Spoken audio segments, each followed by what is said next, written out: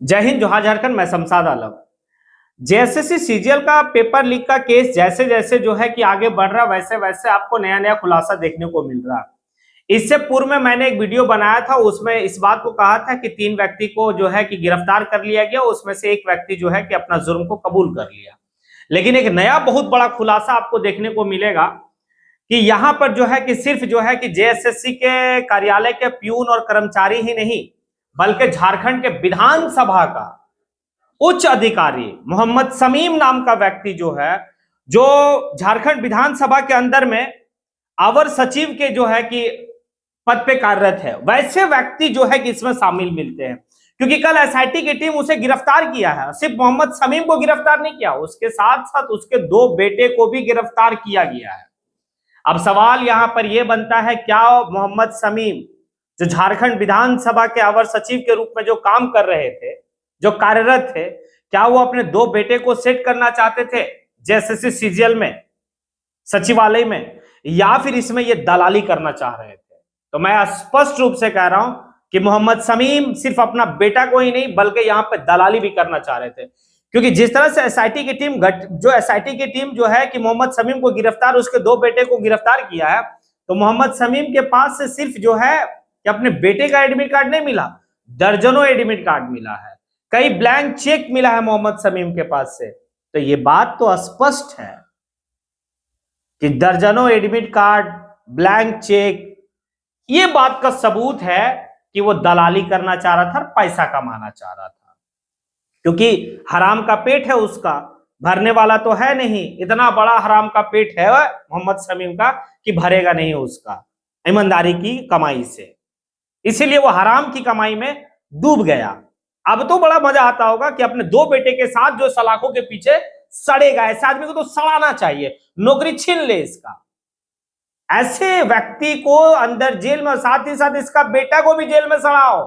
क्योंकि मैंने इससे पूर्व में जो है कि मैंने एक सवाल पूछा था, और जिस सवाल को मैंने पूछा था उस सवाल में भरपूर तरीके से जो है कि आपका कमेंट आया था। मेरा सवाल यह था, क्या उन अभ्यर्थियों को भी सलाखों के पीछे होनी चाहिए जो अभ्यर्थी पेपर खरीदे थे? तो ईमानदारी से कह रहा हूं, 40-50 हजार जो है कि उस वीडियो में व्यूअर्स थे, उसमें से काफी लोग जो कमेंट किया और ये बोले कि बिल्कुल जो है कि होना चाहिए, उसको भी सलाखों के पीछे होना चाहिए। लेकिन मेरा इसमें एक नया सुझाव, एक और सुझाव है कि इसको सिर्फ सलाखों के पीछे उन अभ्यर्थियों को नहीं होनी चाहिए, उसके पूरे जिंदगी में कभी वो कंपटीशन का एग्जाम ना दे, उसके ऊपर ऐसा रिस्ट्रिक्शन लगा दिया जाए, सुधर जाएगा। ये मोहम्मद शमीम का जो 2 बेटा है ना, आप सलाखों के पीछे होगा। अब देखिए, इसमें जो है कि सिर्फ मोहम्मद शमीम ही या छोटे छोटे, ये लो छोटा मछली है। जब झारखंड विधानसभा का जब खेला जो है कि जेएसएससी सीजीएल पेपर लीक में है, तो बड़े बड़े और भी इससे ऊंचे ऊंचे मास्टरमाइंड होंगे और हैं, जो सामने अभी नहीं आया है। लेकिन एसआईटी की टीम काम बेहतर कर रही है। अभी जो है कि उनका छापा पटना में भी चल रहा, उनका एक जो छापा चल रहा वो कहां चल रहा? पलामू में। पलामू में जो है कि कुछ लोगों को गिरफ्तार किया गया, उठाया गया एसआईटी। तो एसआईटी को यह पता चला कि वहां पर एक कोचिंग है, वो कोचिंग का जो संचालक है रवि किशोर, ये रवि किशोर भी जो है कि उसमें शामिल है।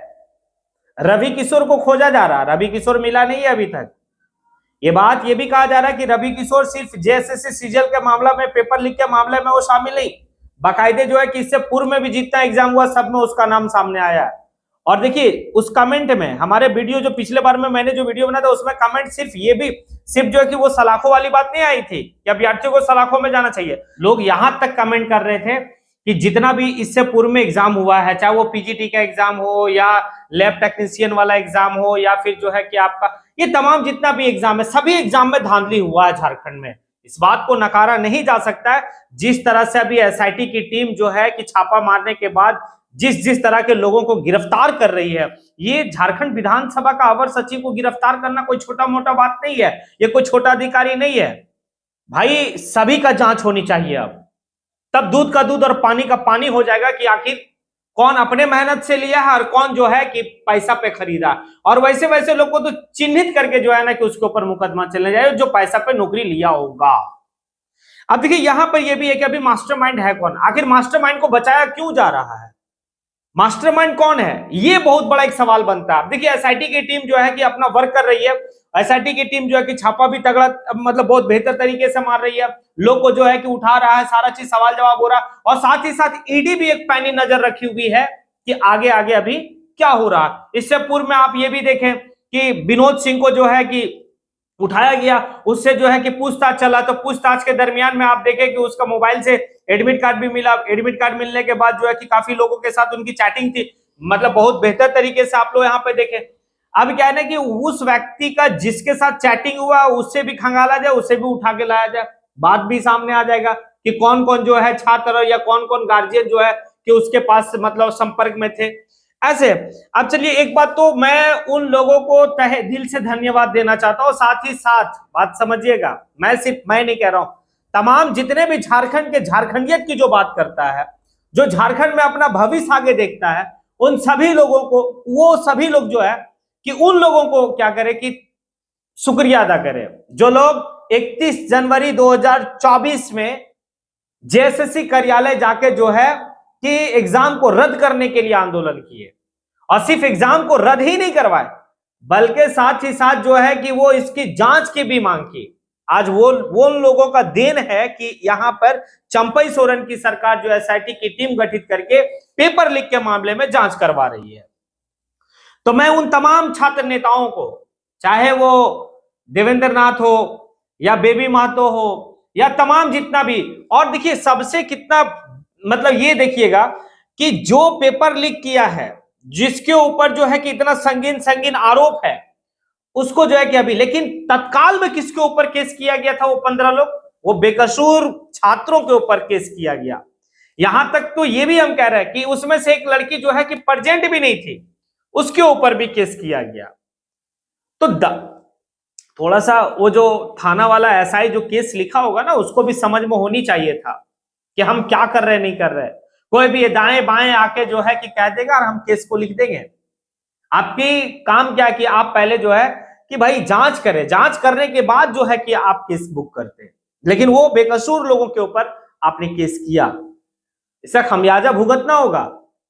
और हम तो कह रहे कि भाई कि अब एग्जाम अभी ले ही ना, सवाल यहां ये बनता कि पहले लेट हो चलेगा, 1 दिन ना 2 दिन 3 दिन नहीं 4 दिन के बाद एग्जाम लिया जाए, एग्जाम्पल के रूप में मैं कह रहा हूं, लेकिन दुरुस्त लिया जाए, इसमें अब धांधली ना हो। जब बात अगर तलक तक पहुंच चुकी है तो फिर इसका पूरा खात्मा करके ही फिर से एग्जाम कंडक्ट किया जाए, और जिन लोगों का उम्र निकल चुका है उसे प्रेफरेंस देके फिर से जो है कि उसे भरने का अनुमति दिया जाए। लेकिन सब चीज अब जो है क्लियर करके, ये चंपई सोरेन से मेरी अनुरोध होगा, दरख्वास्त होगा, आप मेरी बात से अगर सहमत हैं तो फिर कमेंट बॉक्स में आके आप कमेंट जरूर करें। इसी के साथ मैं अपनी बात को यहीं पे समेटता हूं। जय हिंद।